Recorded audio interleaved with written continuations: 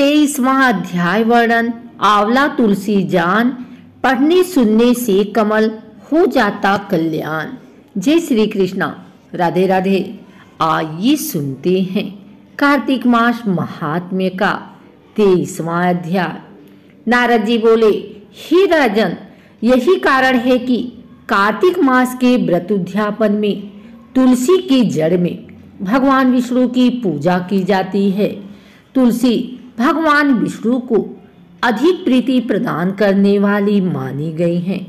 राजन, जिसके घर में तुलसी वन है वह घर तीर्थ स्वरूप है, वहां यमराज के दूत नहीं आते। तुलसी का पौधा सदैव सभी पापों का नाश करने वाला तथा अभिष्ट कामनाओं को देने वाला है। जो श्रेष्ठ मनुष्य तुलसी का पौधा लगाते हैं वे यमराज को नहीं देखते। नर्मदा का दर्शन, गंगा का स्नान और तुलसी वन का सत्संग, ये तीनों एक समान कहे गए हैं। जो तुलसी की मंजरी से संयुक्त होकर प्राण त्याग करता है वह सैकड़ों पापों से युक्त क्यों न हो तो भी यमराज उसकी ओर नहीं देख सकते। तुलसी को छूने से कामिक, वाचिक, मानसिक आदि सभी पाप नष्ट हो जाते हैं। जो मनुष्य तुलसी दल से भगवान का पूजन करते हैं वह पुनः गर्भ में नहीं आते, अर्थात जन्म मरण के चक्कर से छूट जाते हैं।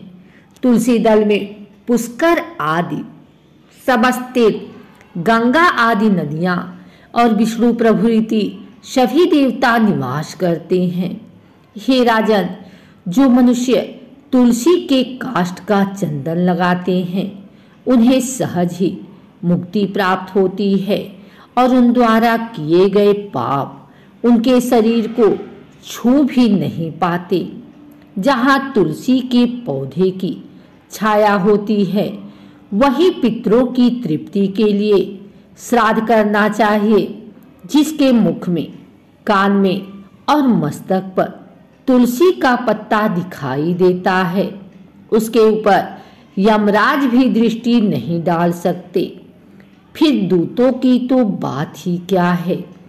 जो प्रतिदिन आदर पूर्वक तुलसी की महिमा सुनता है वह सब पापों से मुक्त हो ब्रह्मलोक को जाता है। इसी प्रकार आंवले का महान वृक्ष सभी पापों का नाश करने वाला है। आंवले का वृक्ष भगवान विष्णु को प्रिय है।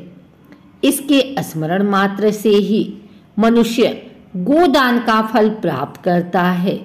जो मनुष्य कार्तिक में आंवले के वन में भगवान विष्णु की पूजा तथा आंवले की छाया में भोजन करता है उसके भी पाप नष्ट हो जाते हैं। आंवले की छाया में मनुष्य जो भी पुण्य करता है वह कोटि गुना हो जाता है। जो मनुष्य आंवले की छाया के नीचे कार्तिक में ब्राह्मण दंपत्ति को एक बार भी भोजन देकर स्वयं भोजन करता है वह अन्न दोष से मुक्त हो जाता है। लक्ष्मी प्राप्ति की इच्छा रखने वाले मनुष्य को सदैव आंवले से स्नान करना चाहिए। नवमी, अमावस्या, सप्तमी, संक्रांति, रविवार, चंद्र ग्रहण तथा सूर्य ग्रहण के दिन आंवले से स्नान नहीं करना चाहिए। जो मनुष्य आंवले की छाया में बैठकर पिंडदान करता है उसके पितृ भगवान विष्णु के प्रसाद से मोक्ष को प्राप्त होते हैं।